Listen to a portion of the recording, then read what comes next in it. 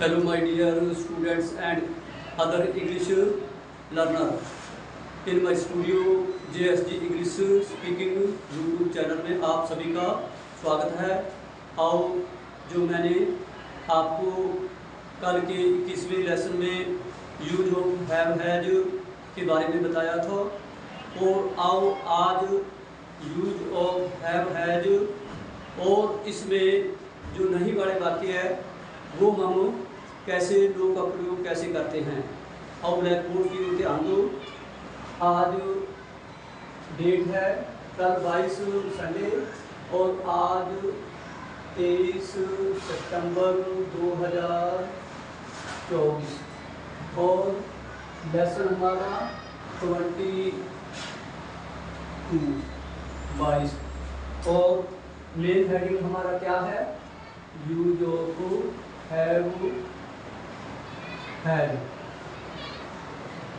और इसमें हमारा ये नेगेटिव है,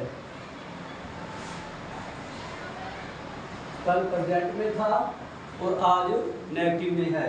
तो आओ हम इसकी सबसे पहले पहचान करते हैं। वाक्य की पहचान।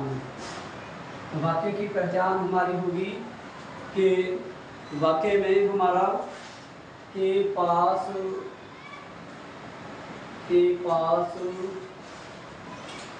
है या रखता है और बीच में नहीं, क्योंकि हम आज नेगेटिव कर रहे हैं ना, नहीं आता है।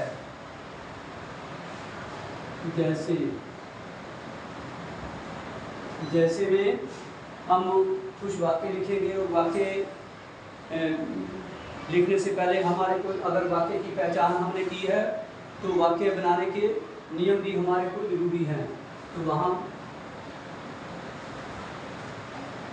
वाक्य बनाने के नियम तो नियम में हम क्या लिखेंगे कि हैव हैज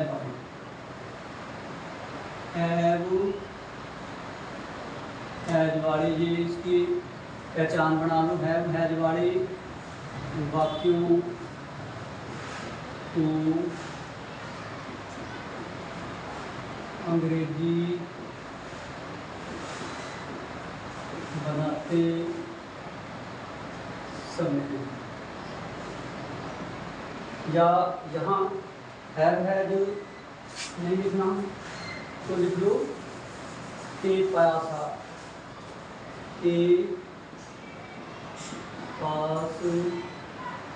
है। के पास है वाले वाक्यों को अंग्रेजी बनाते समय सबसे पहले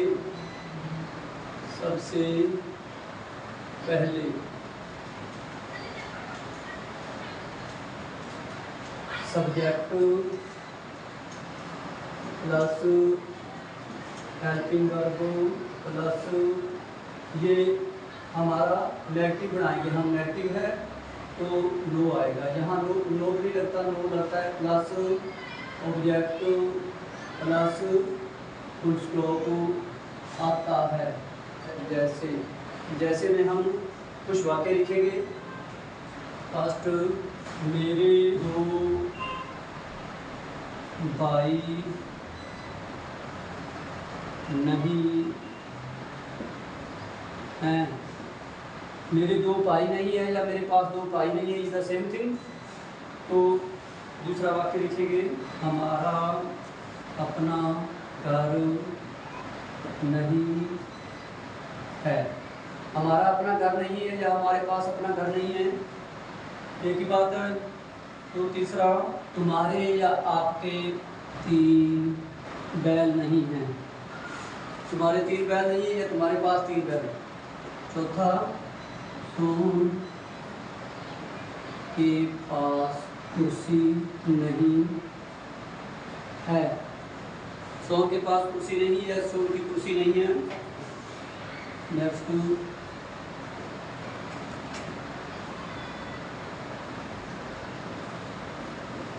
सुनीता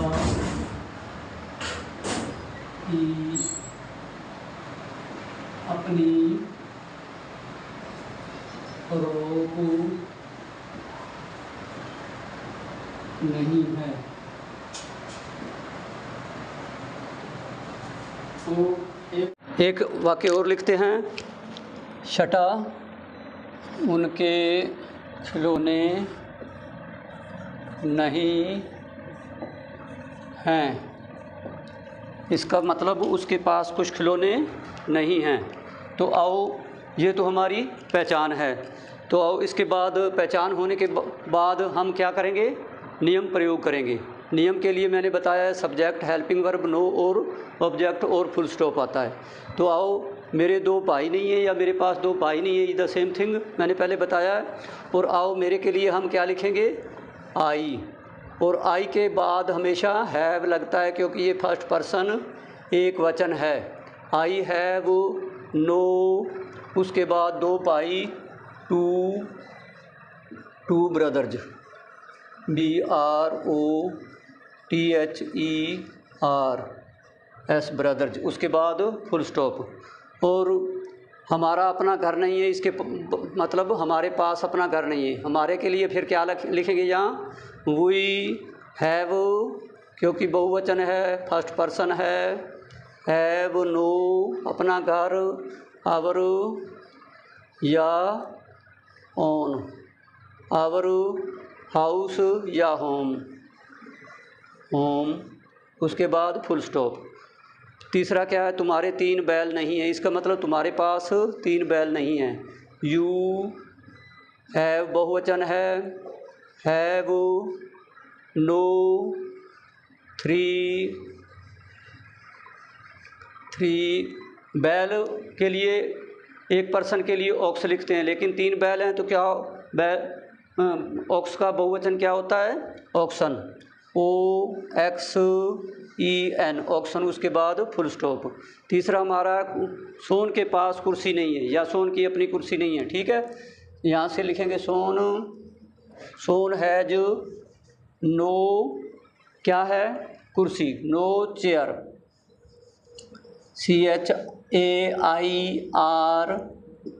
चेयर। ठीक है। सुनीता की अपनी फ्रॉक नहीं है। इसका मतलब सुनीता के पास, SUNITA, सुनीता थर्ड पर्सन एक वचन है, तो क्या आएगा? Subject has.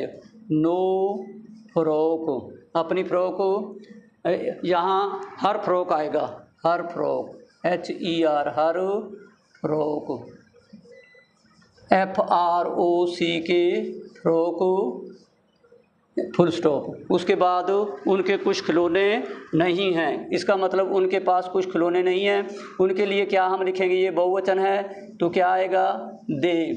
दे हैव, बहुवचन के साथ तो हमेशा हैव लगता है। हैव नो सम, कुछ खिलौने, SOM, some toys, TOYS, toys. आज का लेसन यहीं समाप्त होता है।